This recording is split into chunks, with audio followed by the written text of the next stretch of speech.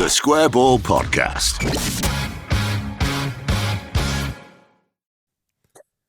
Welcome to the show, brought to you with West Yorkshire Electrical. If it's got wires, they say, they will work with it. Specialists in all things electrical are West Yorkshire Electrical. Fully accredited, a range of services which are listed on their website, too many to list here. But they do include solar panel installation for your home or business. I think there's a 0% VAT government offer in place at the minute. They do CCTV for your home or your business. Loads of contract work with schools, electrical test and inspection works as well for your home or your business. Loads of stuff. Have a look on the website for a full list of services.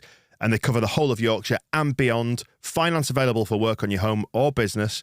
And it's wyelectrical.co.uk for details, or you can find West Yorkshire Electrical on social media platforms.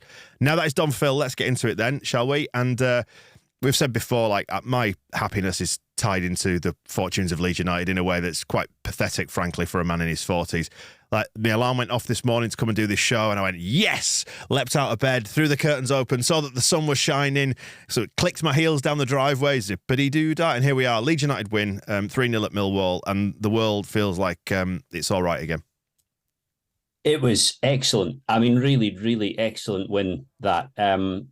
And I think very, very good performance as well. I'm not going to pretend that there weren't parts of the game that were traditional age-old championship scrap, and I think that was particularly true at the start of the second half. But I've seen so many mediocre performances down there. I've seen so many awful results, rubbish results, but sometimes in circumstances where you least expected it. I mean, I went back through before the game through the managers who'd actually won at Millwall with Leeds previously. And as we said, that there haven't been over the years, it's not as if there have been 60, 70 games between these clubs. There were actually very few, which is kind of why the needle and the niggle that's developed between them is kind of strange. And I think if you're an outsider or uninitiated in this, you might struggle to understand why it is that there's so much that goes on around this game, particularly down at the Den as opposed to Elland Road. They love making an event of this, Millwall. And I have to say, and we talked on the pre-match podcast about this, over the years, they've been very good at making it the sort of event they love, at making it the sort of occasion that they play incredibly well. And between a sellout crowd and the first 5-10 minutes yesterday, where they were properly steaming in, that was the tactic, was just to get at Leeds straight away. I thought Leeds managed the game incredibly well. And the difference, aside from the fact that Leeds showed a good amount of backbone, a good amount of spine, which you've just got to do at the Den, they brought the quality. The quality was in one team. It wasn't in the other. They had those moments in them, like the opening goal, which, to be fair to Farker, I don't think he was overplaying it by saying, stick that in a book and sell it. It's a fantastic goal. I'm writing about it this morning, just looking back at it, the structure of it. They didn't really struggle in any position, Leeds. They didn't fail to stand up when they needed to stand up. They didn't fail to realise in the moments where the pressure was on that the only thing that mattered was to bail water for long enough until you get the chance to play again.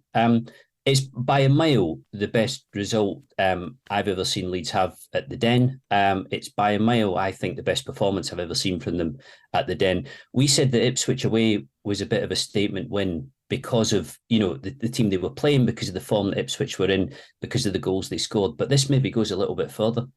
Yeah, that opening 5-10 minutes was backs to the wall, as I described it on the match ball, which is available in your podcast and your video feed as well. It's on YouTube, as is this.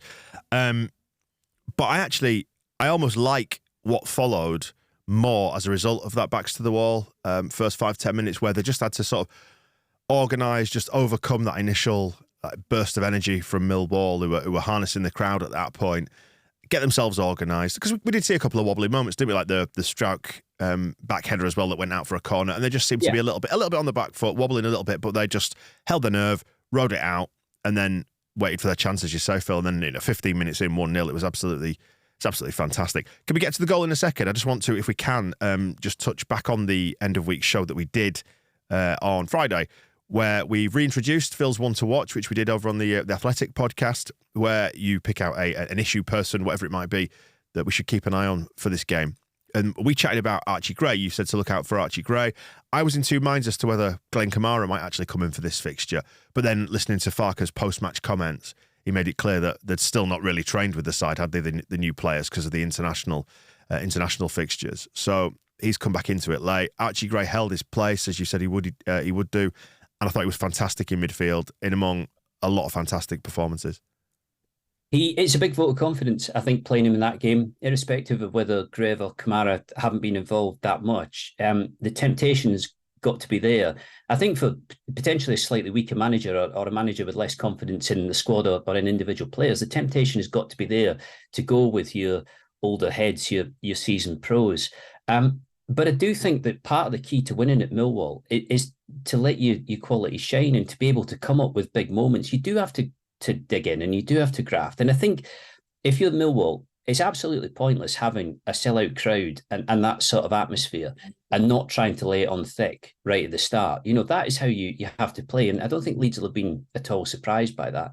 But I felt that by the time they scored the opening goal, the game started to level out again. I did think that Leeds were getting into it. They were starting to see more of the ball. They'd kind of quelled a little bit of the early fire.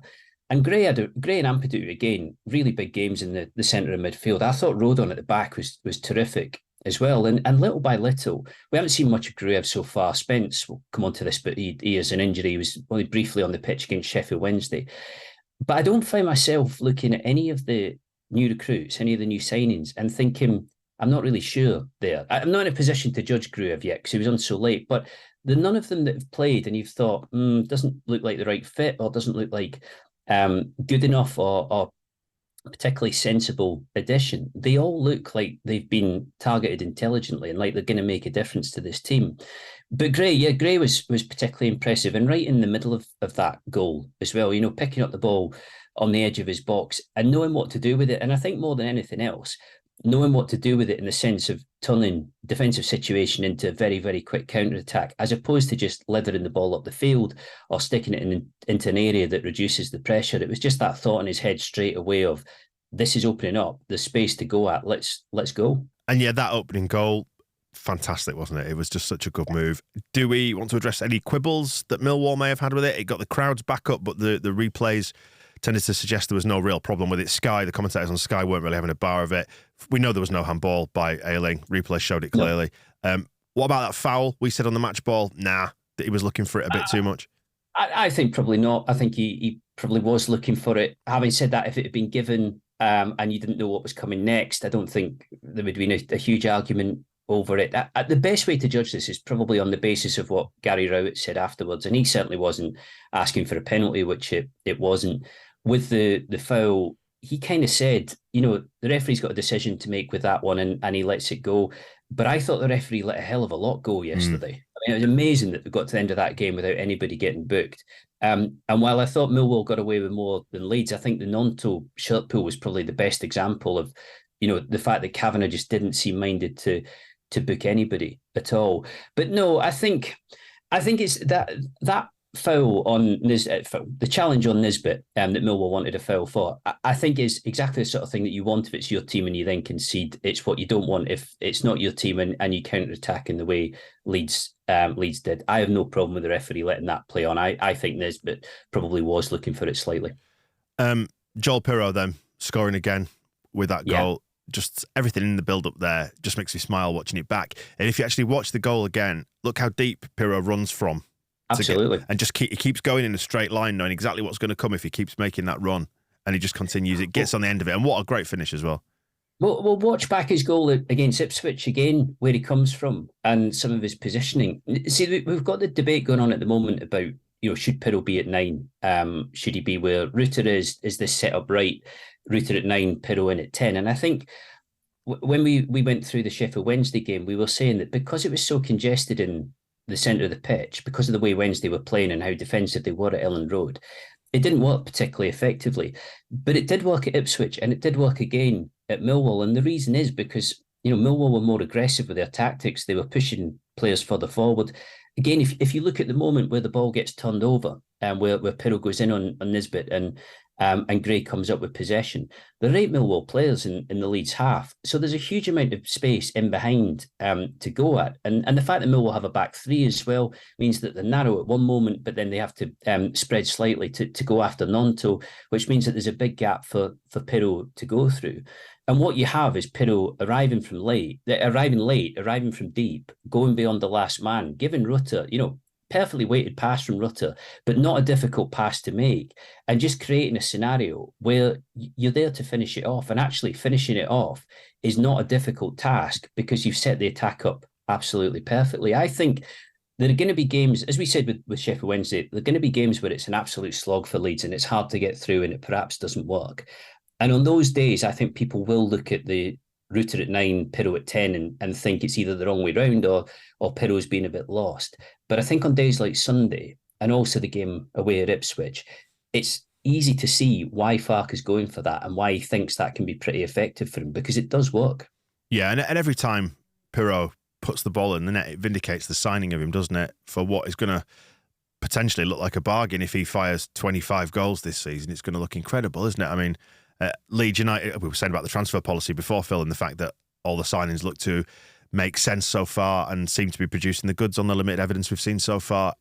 It's just a case of Leeds United do obvious thing works. Yeah, absolutely. With Pirro, like that's the sort of chance you'd expect him to finish all season. And I think at the moment, if he stays fit and someone was asking you to put money on whether or not you think he'll go beyond 20 goals, you'd already be saying, I think he probably will. I mean, I like the fact that he's not a poacher in the sense that that's all he does. You know, he's not a 6-yard box player. It's not like he hovers around there just waiting for chances.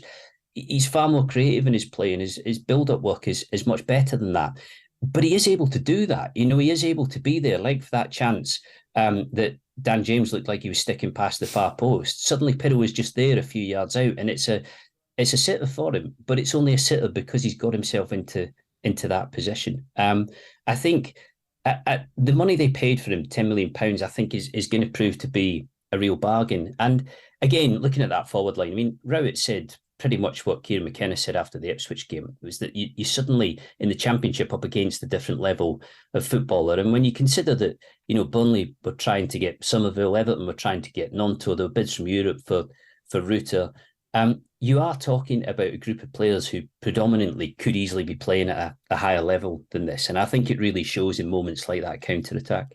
And do you know what? It's nice to see him having a nice time as well, because there was so much churn, so much consternation going on during the window. You know, Gnonto obviously was trying to leave, and Rutter's had a really difficult start to his time in this country. So to see him coming off the pitch with a big grin on his face and just the joy, the unbridled joy in his celebration when he scored as well. I think it's funny, isn't it, that people have been really annoyed at his signing because we were crying out for a number 9 and we got Rutter, and yet everybody's absolutely rooting for him as well. He seems like such a nice guy, and it's almost created a bit of an underdog narrative with him, hasn't it, despite the massive price tag?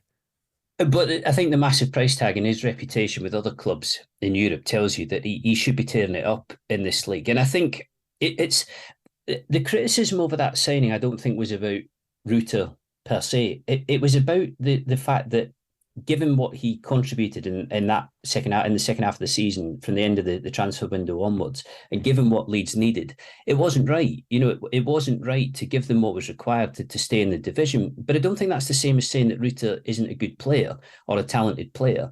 I think we could probably argue a lot. And I think we would probably all have our doubts over whether at £30 million, he's a player that Leeds are likely to make significant money on. And given that was the model for a long time in the Premier League, I think you can question the kind of wisdom of what they did at the moment when they did it.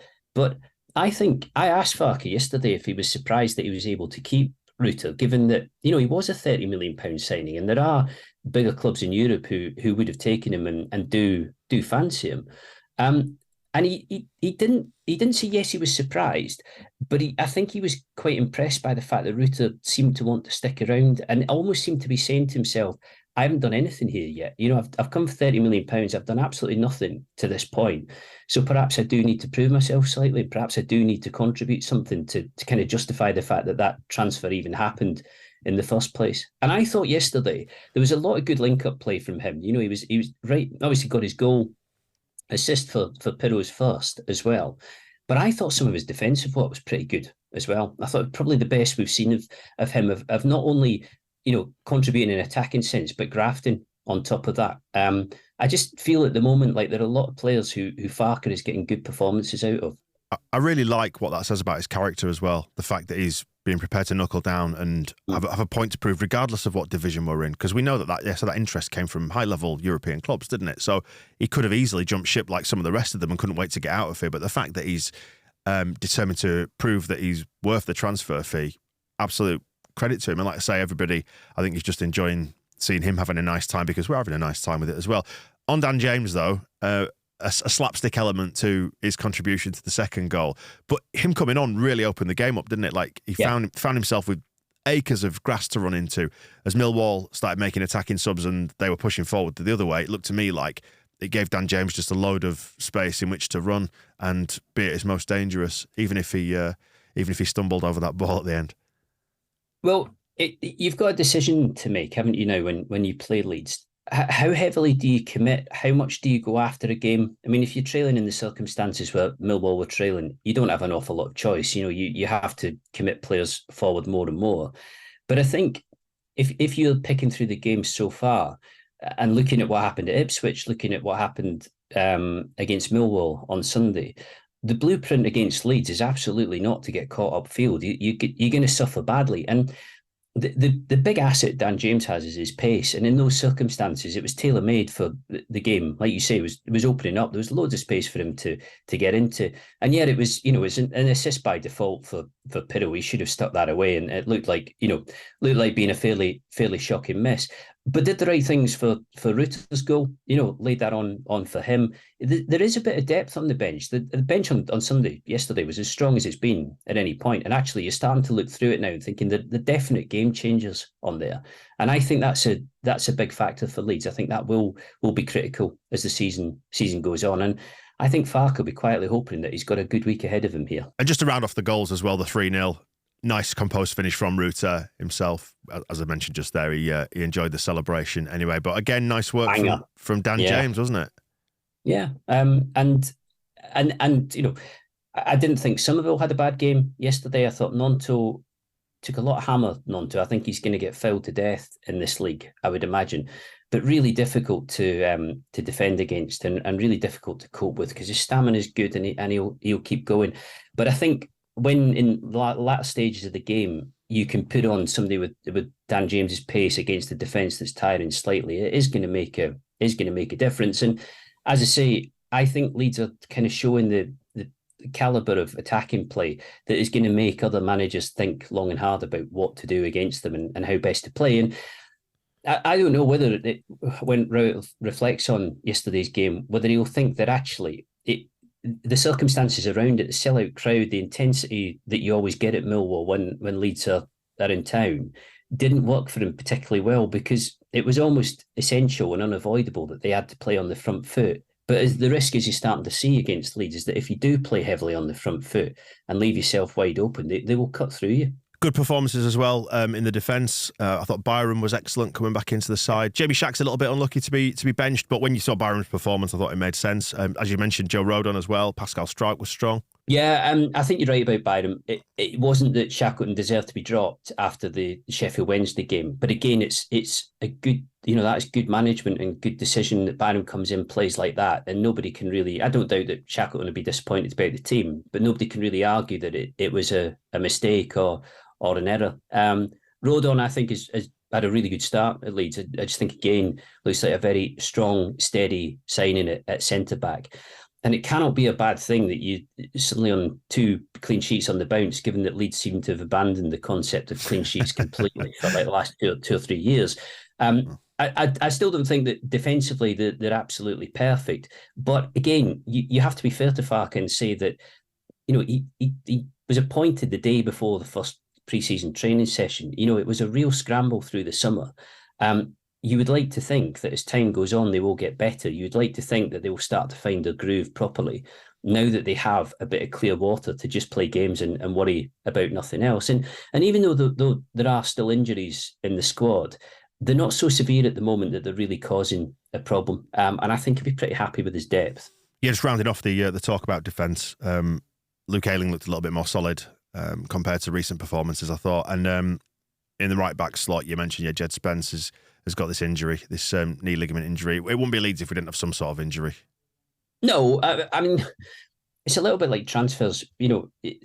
if supporters of every club think their club take longer to wrap up transfers and mess about more with transfers than everybody else, and it's a little bit like injuries. Everybody thinks they have more injuries than everybody else, but really it affects clubs right across the game. And Leeds at the moment, they do have some, but you'd feel like it's a bit more like your fair share as opposed to previous seasons where it's felt like virtually the entire dressing room has been, or a full 11 has been unavailable.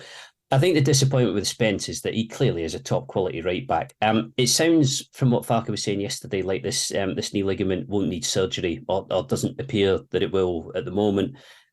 Looking at a number of weeks, so didn't make it sound like it was particularly serious, but did equally say that he wasn't totally clear at that point. It still needed further assessment. But the reality of Spence being absent is that you need big performances from Luke Ayling, because that will be his shirt for as long as Spence is out. Weeks, not months, Phil. Weeks, not months. Yes, happy memories of that. Did it feel to you a little bit like yesterday was something of a watershed moment, almost like this was the start of the season to some extent? Yeah, slightly. A little bit loath to say that, because the picture could be different by the end of this week. Hull away on Wednesday and then Watford on Saturday. They will need to be followed up with good results to look like or to be the kind of outstanding win that it was. But I think you can hear in everything that Farke is saying that he feels as if they're moving into calmer waters now. I think he feels like the quality of the performances will develop on the basis that there's nothing else to focus on now, nothing else to think about, and no other distractions. It was the contradiction of the transfer window, wasn't it? That they needed players badly, and they needed the squad to be, to change quite drastically. So they needed the window. But at the same time, I don't think there can be many clubs who are more anxious for the window to end, just to get themselves out of the cycle of players wanting to leave, players trying to get players through the door, the issues with Nonto's contract, everything else. The end of the transfer window does tend to bring clarity and a bit of calmness. And I think, crucially, they came out of it with something close to the sort of resources that they need. Proof will be in the pudding over the course of the season, but they do feel like they've got a chance. And yet to Hull on Wednesday, we should preview that, because they're above us in the table. Do you know what I realised yesterday? I've not looked at the table until, basically after this game, like last night, today. I had no idea what the table was. I didn't know that Preston were top, and I didn't know. I until last night when I got on the train and flicked open my laptop and thought, because I try not to bother with the table through the first month of the season. It's not that it's totally irrelevant. I think if you're Middlesbrough at the moment and you're bottom of the table with 1 point, you're already thinking to yourself, we need to get it together, or we're only, a small number of games away from big and awkward questions being asked. But for everybody else, it's levelling off. And that's not to pretend that Preston won't be chuffed to bits with the way they've started. They will be. And it's not to say either that Leicester's form isn't looking pretty ominous generally. But yeah, it looks like Hull has started pretty well. But then again, having seen Birmingham at St Andrews, I'm quite surprised to see them in the top 6 already. I think it just goes to show that you do need a much greater spread of games in order to get a clear picture of who is what and who's going to do what. But I feel with Leeds, like we're starting to get a firmer grasp on what they are and what they can do. And I definitely like the signs of what I'm seeing. And what's lovely coming off the back of Sunday and then heading into this game on Wednesday, I mean, it is a blooming tight turnaround, is that one, is thinking, well, we seem to be getting the run of things a little bit to a certain extent away from home, because teams, as you say, are sort of choosing now to come at us a little bit more because they have to, because that's just the nature of playing at home, isn't it? You're expected to go out there and dominate a game. So we can go into the Hull game with optimism. I'm looking forward to it now, thinking that we've got a good shout here on Wednesday if we can reproduce what we've seen both at Ipswich and then again at Millwall on Sunday. There's the option for a bit of rotation as well. We'll see Farke at his press conference tomorrow. And I'm sure we'll get into that discussion about who, if anyone, needs rested. And not rested in the sense that they've played a lot of games so far, but rested in the sense that the turnaround is relatively quick from Sunday to Wednesday. And you've never had a firmer focus on sports science than you do now. A lot of attention is paid to players in the red zone when it comes to fitness levels and everything else. But if he did need to tweak his midfield, he has the players to do it. If he did need to change other areas of of his side, like his attack. He does have ways of doing that. Players like Dan James and so on. The only observation I had of the bench yesterday was that if you got another centre forward on there, and I'm thinking Bamford really, you put another 9 on there, and I think you have really the spread of players that you would want to change a game and to influence a game. As much as I like Gelhardt, I still feel that that's probably what's not quite there at the moment. But it didn't sound, even though Bamford is missing these 3 games, it didn't sound like he was a million miles away. And I know we've said that so many times over the past 2 or 3 years, but I think it's probable that he will be back in the picture fairly soon. As we've said a number of times, I think on this show and the other Square Ball shows, it means now with Pirro there, he can just come back and be eased into it. There's no need to chuck him in at the deep end or having to mentally rely on him, thinking, well, if Bamford doesn't score the goals, where are they going to come from? It feels like the squad's a lot more balanced now. I also don't think that Pirro's the sort of player who'll be wanting to rotate at all. I don't think he'll be the sort of player who's going to want to be in and out of the team. I think he'll want to play all the time, he'll want to score all the time. I think it'd be difficult forward to shift. But you're right. It almost means that for the first time, since the end of that Premier League season when Bamford scored 17 times, for the first time, Bamford can return without this big narrative around him of, is he going to score goals? And if he isn't, then who the hell is? It has changed. And again, we use this word all the time, but it's the obvious thing to do, isn't it? The obvious thing to do. It wasn't as if it was a cheap thing to do, Pirro. £10 million is big money by the standards of the Championship. But it was, year left on his contract, striker who's shown that he's 20 goal forward in this division. And I think fitting in pretty nicely to Farke's specific tactics. Open goal. Yeah, absolutely. What do you think to Wednesday's game then? What represents a good result? Or would we be happy with a draw, or should we go for all 3? Why not all 3? Well, why not all 3? But I don't think we'll be killing each other if it's a draw, particularly, will we? And it's still that stage of the season where things need to settle down slightly. I thought it was really telling after the Wednesday game where Farke referenced himself the way in which Norwich has started in the first season when they won the Championship title under him, trying to say to people, you don't need to be moving at pace at this stage. You have got time to gather momentum. You have got time to iron out flaws and to work on little traits that aren't quite happening for you, or to get the team exactly as it needs to be.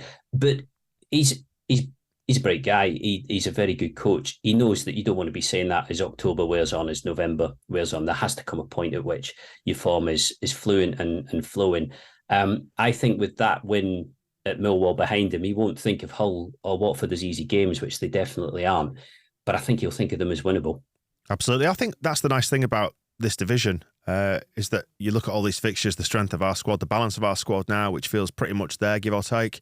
And I don't look at any fixture and think, wow, we can't win that. In the same way that you do in the Premier League, you go into like the Man City game and you go, well, we're not getting anything here. Well, we got spoiled in the Championship with Bielsa because the football was so good. And some of the moments were so exceptional that you find yourself wondering if you'd ever see anything quite like it again. I have to say, like one of the hidden strengths of Bielsa's team was the counter-attacking play, because largely they did what it said on the tin. They were heavily possession-based. They liked to play in the opposition's half.